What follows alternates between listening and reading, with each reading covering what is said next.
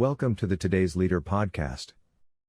Building tomorrow's best leaders, today. Way to go, guys. Way to go. Keep it going. Good job, guys. All right, Paul. I see you.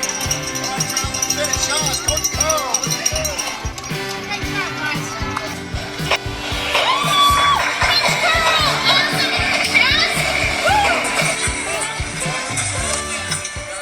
Hey there, it's Coach Carl here, and welcome to episode 440 of the Today's Leader podcast, Building Tomorrow's Best Leaders. Today, emotional intelligence. Now, we've been talking about this for a while now, and what I can truly say is that awareness continues to grow, but for many leaders, they still resist the principles behind it, and the resistance comes from a multitude of reasons, whether it's not believing in the benefits. It could be their own perceptions, or in some cases there's ignorance. Now, whatever the reason, today is an absolute key episode for leaders to lean in and listen to. Because today Joshua Freedman is our guest, and he is one of the world's leading emotional intelligence researchers and the co-founder and CEO of 6 Seconds, a global non-profit dedicated to teaching people how to use emotional intelligence, or EQ, to improve performance, relationships, and quality of life. We're not just talking leadership, we're not just talking business, we're talking performance, relationships, and quality of life. Now, 6 Seconds has a presence in over 150 countries and has developed over 500,000 in-depth and validated EQ assessments. Pretty impressive stuff. The assessments have helped over 7.5 million people worldwide practice emotional intelligence. Joshua is also the author of many best-selling emotional intelligence books, including At the Heart of Leadership, How to Get Results with Emotional Intelligence. He's helped hundreds of organizations, and after a word from our sponsor, it's my pleasure to welcome Joshua Freedman to the Today's Leader podcast. The podcast is brought to you by Think and Grow Business, the home of the Think and Grow Business Mastermind. If you're serious about growing your business, get serious and join a mastermind group today. Find out more at thinkandgrowbusiness.com.au. And it's my pleasure to welcome to the Today's Leader podcast, Building Tomorrow's Best Leaders today. Please welcome the co-founder and CEO of 6 Seconds, a global non-profit dedicated to teaching people how to use emotional intelligence. Please welcome Joshua Freedman. How are you, Joshua? Fabulous. It's a pleasure to be with you today. Yeah, I'm really looking forward to today's discussion. Emotional intelligence is such a key requirement for leaders today, and it's also one of those, it's an area that so many people still unfortunately resist, but we'll talk about that in a sec. First up, let's share the Joshua Freedman story. Well, I actually got started as an educator. I started several companies before I was 20 years old, and I was a terrible leader, and then found my way into education. And from education is how I got interested in emotional intelligence. Okay. So when you say terrible leader... Oh no, Tony! Is that in reflection or... I remember one time I said to one of my employees, they said, "It seems like we're not working that well together." And I slammed my hand down on the table and said, and they said, "Maybe we should talk about it." I slammed my hand down on the table and I said, "I don't want to talk about it. I just want you to get your work done." Okay.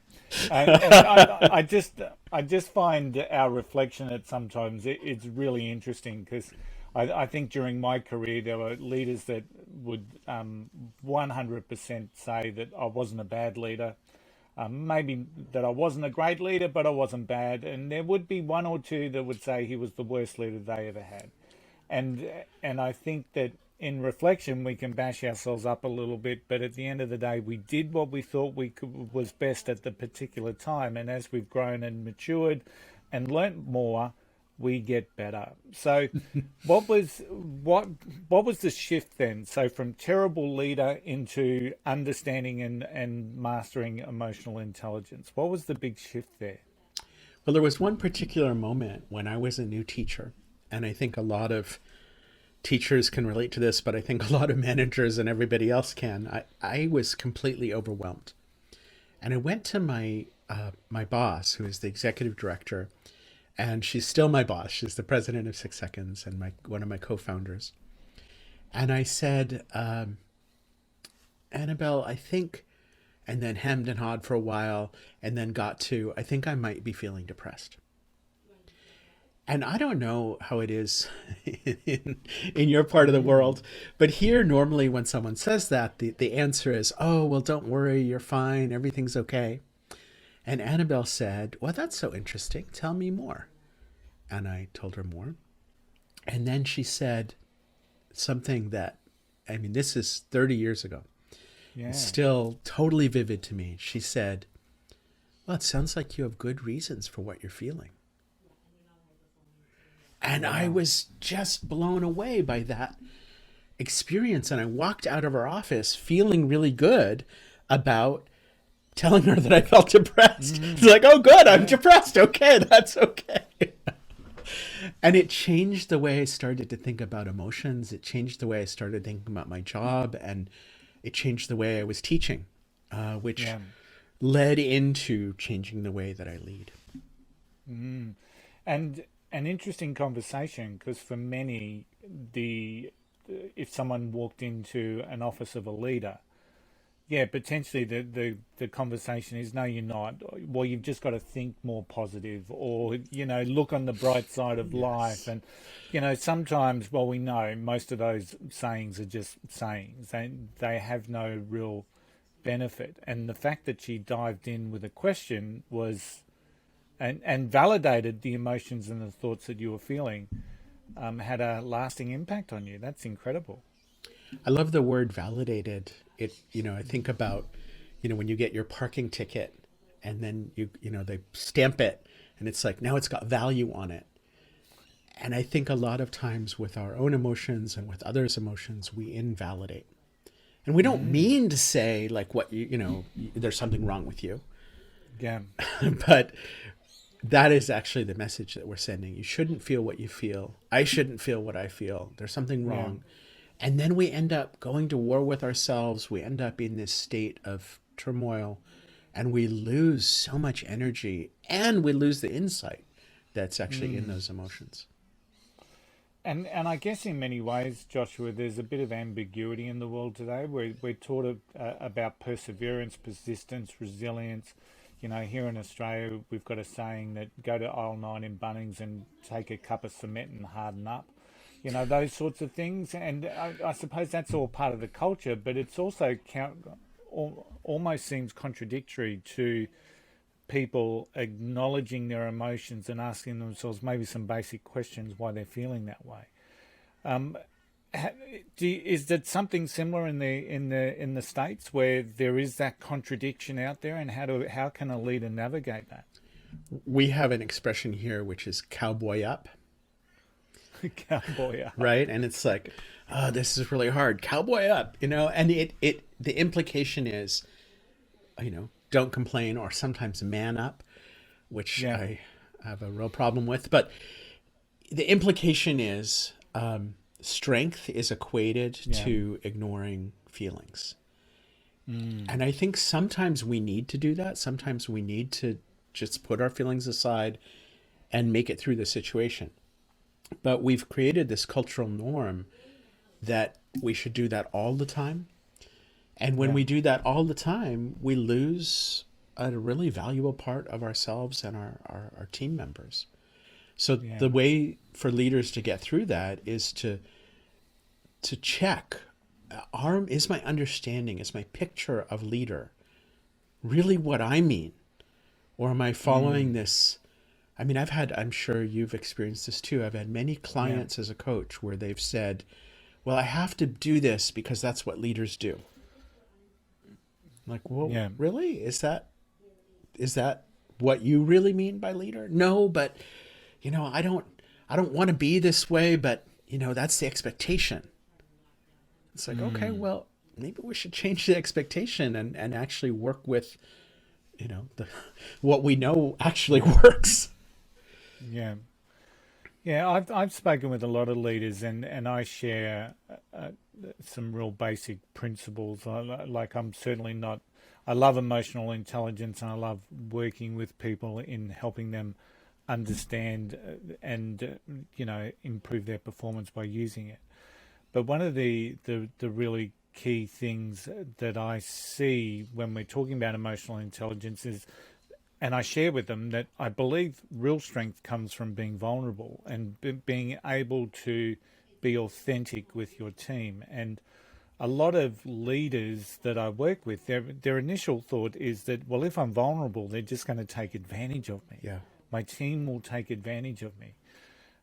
Is that once again something that that you see in the work that you do, and how does a leader navigate that or start to make that shift themselves? I was talking to a client recently who basically told me that the culture in his organization is so transactional and so superficial that when he tried to shift and start saying to team members, well, let's get to know each other a little better, that somebody actually said to him, we don't want to get to know you. We just want to do our work. And Wow. yeah, I think there's this piece about one of the reasons this is so hard to do is that so many organizations have successfully dehumanized work. And we've, for decades, people have said, oh, let's leave emotions out. And so we do. We leave out our frustration, but we also leave out our trust. We leave out our impatience, but we also leave out our joy. We leave out our despair, but we also leave out our innovation and creativity and passion. So okay, leave emotions out of it. And that's why organizations have for decades also had terribly disengaged employees. Yeah. Yeah, I remember John Maxwell shared a story with us once when he first moved into leadership, and he got into a place where he trusted a team member and then ultimately had to let them go because they'd done the wrong thing. And he made a vow that he wasn't going to get close to his people anymore at that particular time in his career because they can't hurt me. Yeah. And so if I stay far enough away, they won't hurt me. But after a period of time, he worked out, well, yes, of course they can't hurt me, but they can't help me either. So he made this shift in what he considered leadership and started to move obviously into some values-based leadership. But it is such a fascinating minefield. That environment and culture within an organization really does set the tone for what is accepted and what is expected within the workforce and the leaders. And it's not necessarily serving the people or the organization, right? We have a lot of organizational cultures that are kind of toxic and super transactional, mechanistic. We have this old, 1920s view of organizations as a kind of factory. We call people roles. We call the person in charge of, people human resources. Like, we're not humans, we're resources. And, this transactional mechanistic model isn't serving us very well, and it's not serving organizations very well. Yeah. And yet it's so deeply entrenched. There is a growing awareness. I mean, emotional intelligence has been at the forefront, I guess, of leadership development, probably at least for the last decade, and maybe more. I've been certainly tuned into it over the last, say, 10 years, most particularly. But we're still seeing hiccups and we're still seeing resistance in companies embracing it. What do you put that down to? Well, so we survey organizations about their views of emotional intelligence and emotions more generally. And what we see is that in organizations where there's a resistance to emotional intelligence, it's primarily around this cultural mismatch and this perception that we can't invest in people, or, we don't have time. They see it as sort of touchy-feely. Whereas organizations that do, what they say is, this is part of our competitive advantage. This is part of our strategy of how we create value with and through people. Yeah. And so if you see in a fundamental way, you look at your organization, you say, the way we create value in the world is through IP, through patents, through, or website, whatever, and people are sort of disposable, Yeah. then, that's your culture, and it's going to be really hard to shift that. If, on the other hand, you genuinely believe people are at the center, and changing our culture, supporting people to be and do their best, that's actually how we create value in the world. Then it becomes much easier to prioritize growing our skills on the people side of performance. And it makes so much sense. I mean, the world that we know is we're in constant change. We know that. But inclusion, diversity, all of these things that we talk about now, we need our CEOs and our executive suites to be mirroring the communities in which they operate. So we really want to unleash some people in our community that may have been underrepresented in senior roles. So we've got this whole diversity inclusion space, and to me it links in so effectively with an organization that's got good culture around emotional intelligence. Yes. In fact, if you don't have good emotional intelligence within your organization, I would say that any D&I or diversity and inclusion program is only ever going to be a tick and flick process to say that they're doing something when in fact maybe they're not. Absolutely. If we can actually create an environment of high trust where people who are marginalized by society feel welcome, they feel included, they feel that sense of belonging, then lots of people are going to feel that sense of inclusion and belonging and trust. Yeah. And so if we design for the kind of most marginalized group to say, wow, this is a place where your voice matters, this is your organization, you matter to us, we matter to you, we're in this together, my goodness, we're going to unleash a level of performance that's phenomenal. And I'll just mention this, Tony, that this whole piece about do organizations value emotions and emotional intelligence, what we see in the data is there's a very strong correlation between emotional intelligence, employee engagement, and performance. Yeah. And it's rare. So what that means is if you're looking for competitive advantage as an individual leader or as an organization, you're saying, we actually want to get ahead of our competitors. It's not that hard to do in this space because the standard is pretty low. And I suppose that return on investment is always something that organizations are looking for. Where does it pay off? How does it pay off? It is a long journey for an organization, but where does it start? If you're a CEO listening to this now and thinking we need to embrace emotional intelligence more thoroughly, where do they start? Well, I'll tell you, they don't start like this. I've had a lot of senior leaders say to me, oh, this sounds really good. I'm too old to change, but would you deal with my managers? and the answer is sure, but it's not really going to work. Yeah. If we really want to create change, it's not that you have to change from the top. It's not the only way. But if the top doesn't change, the middle, it's going to be really tough for people. And I've had a lot of middle managers say, I would really like to do this, but my senior manager it's not what they do. And that puts the middle manager in an impossible position of saying, okay, we're going to pay more attention to people, but then that's seen as negative by their boss. So somehow, one of my books is called Inside Change, and I'll save you the $20 and tell you, the title tells you what you need to know. Organizational change, just like all change, starts with people. And if you as an organizational leader want to create change, you can do it. You go first. And to me, that's what leadership means. Yeah. You go first. Pretty simple. And I wish it was simple. It's a simple idea, but gosh, I did say sound simple. Yeah. One of the biggest determinants of the culture and the environment that people have is their direct report. So ultimately, at the end of the day, a leader can, like a frontline leader, will have some impact on the people they lead if they start to develop good people practices.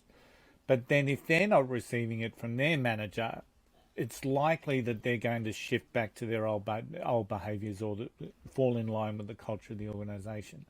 So in many ways, by following that chain, the culture, the environment you have is determined by the leader that you report to. Ultimately, it ends up somewhere at the CEO. So for the CEO or the managing director or whatever title they've given themselves, if they're not willing to change, because I see the same thing that you were describing. Many leaders will call me in and say, I want you to work with my leadership group. And my first question will be, well, are you part of the group? And he'll say, oh, no, you just need to work with them.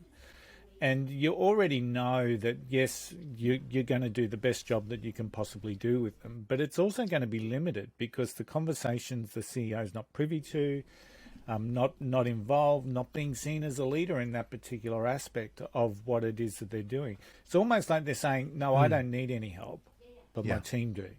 And I think that that's really detrimental. Yeah. I mean, we could also think about one of my colleagues, Chip Conley, said that as a CEO, he realized he was a chief emotions officer. And I certainly have felt that, especially during the pandemic.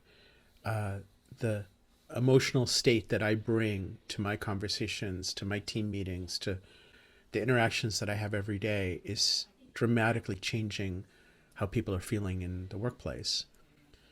I wanted to share one more point in that chain you were talking about your immediate leader. We have a new case study where we looked at what happened when sales managers developed emotional intelligence. And we were interested in, so we've had some research. One of our directors, who's actually over Asia Pacific, and she used to live in Singapore, and she did a study where she checked when parents and educators grew their emotional intelligence, what happened to the kids. And what she found is that even without any direct training, the kids increased their emotional intelligence.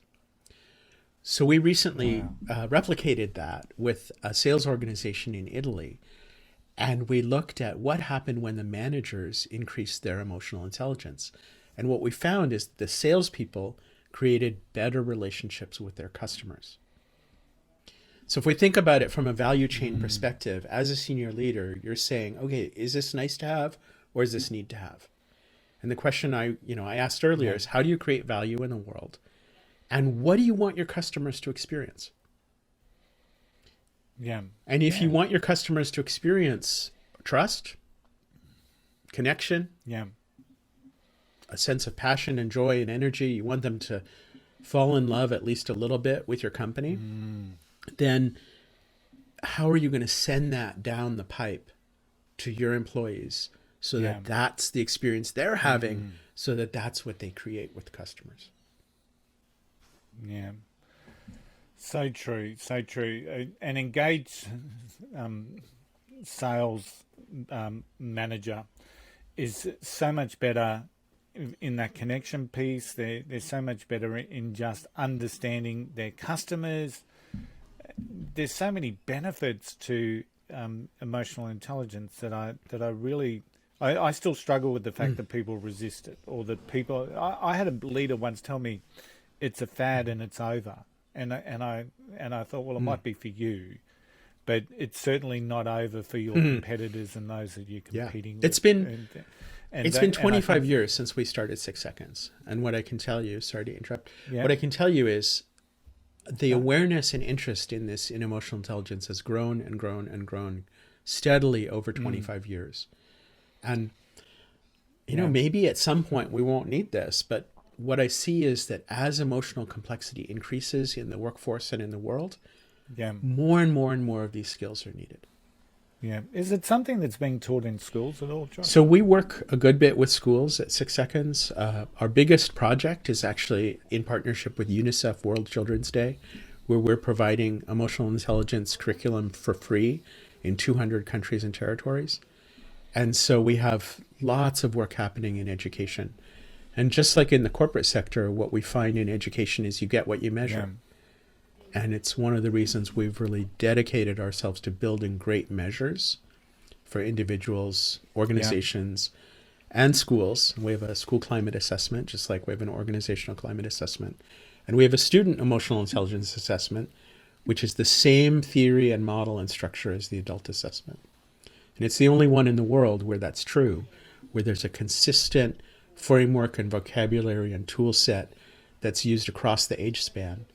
And so, everyone can build these skills. And we know they're learnable, and we know they have a massive impact on outcomes. Yeah. Where does an aspiring leader start? So I've got a leader, they're engaged, they want a career, they want to perform better, they want to lead their team in the way that they want to be led. Call me. Where do they start? So, coaching is great. A lot of our projects that we work with, so we have a whole network of thousands of consultants, coaches, facilitators around the world. And many of the projects combine those things, where there's an element of coaching, an element of training, an element of consulting. You can assess yourself is a great place to start. And we have a free version of our assessment on our website that people are welcome to come and take the assessment and get a little tiny taste of the feedback. The real value comes, of course, from the more in-depth report and then using that in coaching. But I found for a lot of leaders, when you can graph it, it becomes real. And so whether you're talking about your individual emotional intelligence or your organizational drivers, and again, we measure that, and you put a graph in front of the room and you say, here's our trust score. And, does that matter? And people look at each other and say, oh my goodness, we knew it was bad, but we didn't know it was that bad. Occasionally they say, it's even better than I thought it would be. Yeah. Excellent. So you've got 6 seconds has got a model. You've got the 6 seconds model. Just give us a brief overview of Sure. What that So when we looks started in 1997, what happened is Daniel Goleman, who wrote the bestseller in 1995, had visited the program in the school where I taught. And he wrote about it as one of the 2 models of how you develop emotional intelligence.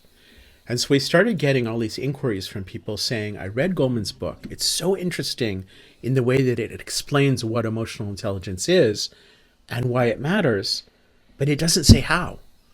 So can you show us how? So in 1997, we started 6 Seconds to answer that question.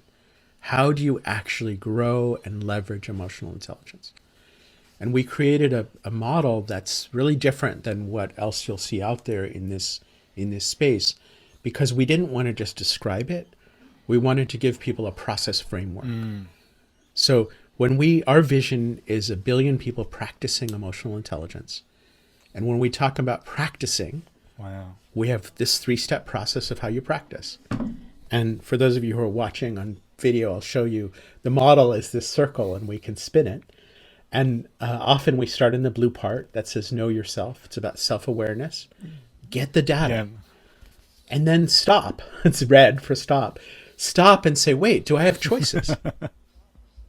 And then we go to the green part, which is go, and say, all right, I've got the data. I've stopped to assess. Now what's really important? Where do I want to go? And you just keep spinning that wheel, going through those steps over and over, getting more awareness, making more intentional choices, and then stepping forward more purposefully. Wow. Okay. I'm sure that there's going to be a number of people checking out your website, which we'll get to in a sec, because all of that sounds fascinating. And I can talk about this stuff all day, because I just think that this is, when we talk about competitive advantage and differentiation between high-performing businesses and the mundane or the average or the below average, it is normally seen in leadership, and it's normally seen in a more caring, more empathetic leadership. And time and time again, research keeps sharing that with us. And the more companies that can jump on board, the better off they're going to be, and the better off everyone in the One of the studies that I did absolutely confirms that. And we looked at the difference between good leaders and great leaders. And in both cases, They talked about caring. But the difference between the great leaders is they cared about me as a person and supported me to get my work done.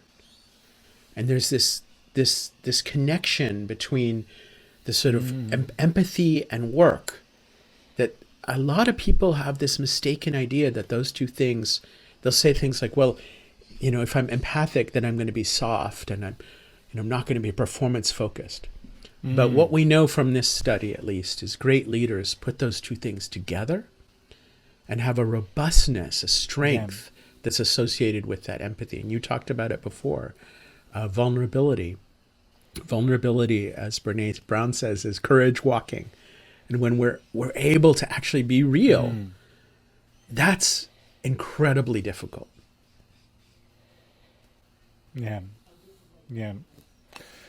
So much value in emotional intelligence for leaders out there. So for everyone listening and watching, I'd really encourage, if you haven't dived into it, it is a skill, as Joshua was saying, that can be taught, developed and improved. And it's something that is so critical for leaders to succeed today. So now, Joshua, tell me a little bit about the person or the persons that inspired your journey. I was thinking about this earlier, and I decided that my answer would be my two kids. And they're very different from each other. One of them, the older one, when they were about 11 years old, was doing a lot of speaking about the rainforest and orangutans. And this is a child who was very anxious and introverted. And I said, how can you do this? And I know this is so hard for you. How can you do it? And M said, the orangutans can't talk, so I'm going to talk for them. And to me, this just sort of lives in my heart as an example of courageous leadership. And how when we're really connected with purpose, we have strength. And then my son, the attribute that really inspires me as a leader is he's somebody that when you're with him, you feel that he's 100% with you. And it's incredible. At all of his life, I felt this sense that when we're together, what I say matters. And if we could put those two things together I'd like to have both of those in my leadership.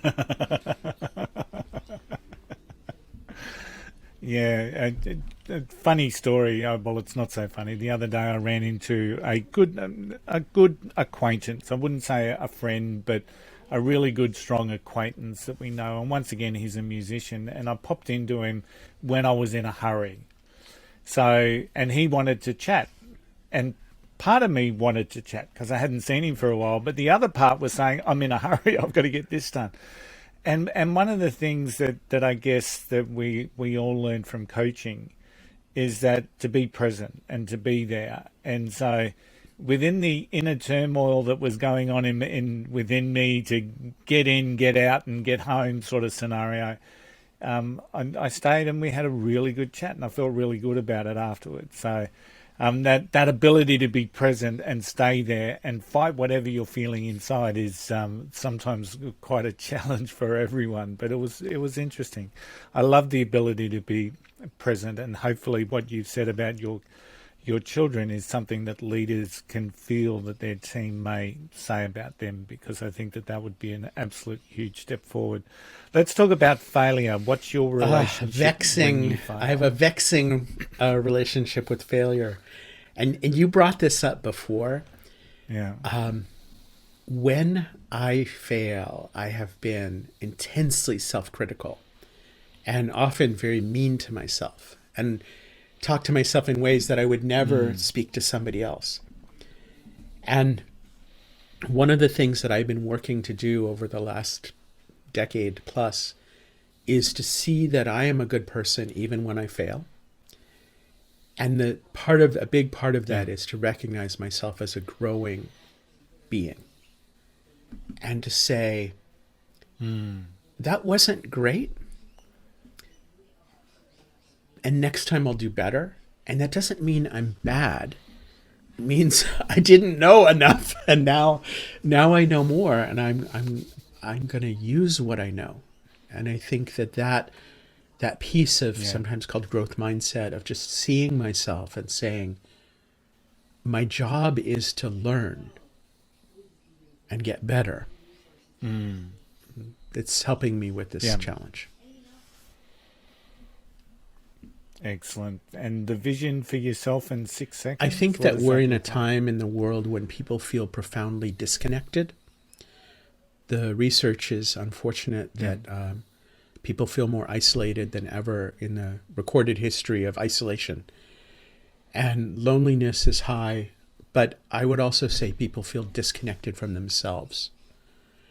And so my vision is that people feel that sense of connection with self, with our fellow humans, with all of creation.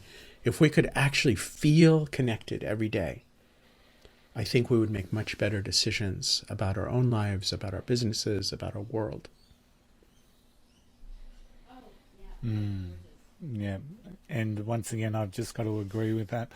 And sometimes you just got to do little things, don't you? So we've got rainbow lorikeets that come and feed in our backyard every day, because I just loved sitting there playing a little part of their day, so we put out the feed that they love, and they all come and they'll all fight every now and again, because they're all, and they're very loud birds, and sometimes the neighbours must really hate us, but it is just it's just refreshingly calming for me to go out there and just watch them and be part of their day. And who knows what they're thinking, but they're here every morning, and they come along, and they'll enjoy that part. And then there's 2 or 3 that hang around much of the day, and they'll stay in the trees and whatever. And I think that I feel connected to that. So I think connection is. I found that during the pandemic, in the kind of height of the distress, I would just go outside, and it didn't really matter what the weather was or what time of year it was. I'd go outside and I'd see something in nature that would help me say, okay, it's going to be all right. And that gave me a sense of refinding balance. That sense of connection is connected with balance. Yeah, absolutely true. So how can people connect with you, Joshua? Once again, I've got no doubt that there'll be people that are wanting to learn more, or wanting to understand how they can use what it is that you bring to them to help them in their roles. So on our website, 6seconds.org, there's tons of articles, we have a whole library of case studies, lots of free resources, as well as opportunities to get trained to embed this in your organization.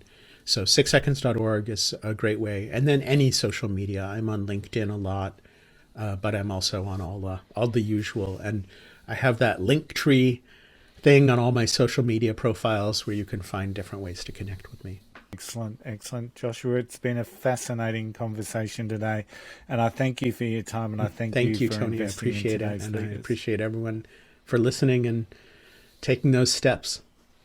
And now, it's time for Tony's 2 cents. Now, what a great conversation. I truly loved how Joshua shared just how terrible he once was as a leader. Now, self-awareness grows as you build leadership skills and develop stronger emotional intelligence. And many leaders actually never have the process to understand just how bad they've been at times. If I'm being truly honest, I was a bad leader many times during my career, but as I developed myself, it improved. As I developed myself, as I grew, and I improved as a leader, I improved in the development of my people, and I improved in building rapport with people. It helps you get better as a leader. And at the end of the day, there isn't a leader out there that doesn't want to be better. So dive into the principles, the concepts, the theories of emotional intelligence to help you become a better leader. In my case, it was refreshing. It made things so much clearer. It kept me from overthinking or overanalyzing or thinking the worst. And it maintains focus on what was truly important. And in the case of any leader, what's truly important is your people and the quality development that they deserve. Thanks again to Joshua. What an amazing conversation. And of course, his links are in the show notes. If you're looking to build better leadership skills, check out the Today's Leader website at todaysleader.com.au. We really are driving a leadership revolution to build tomorrow's best leaders today. Today's Leader is a collective, the mindset to make a difference, the ability to create an impact. Think and Grow Business hosts our Today's Leader Masterminds. Think and Grow Business, where we focus on personal, professional, and business growth. Book your free 30-minute discovery call right from the homepage at thinkandgrowbusiness.com.au. Don't forget, wherever you are standing stronger, braver, and wiser. Don't forget the golden rule. Don't be an arsehole. I'll see you all again next week. Bye for now.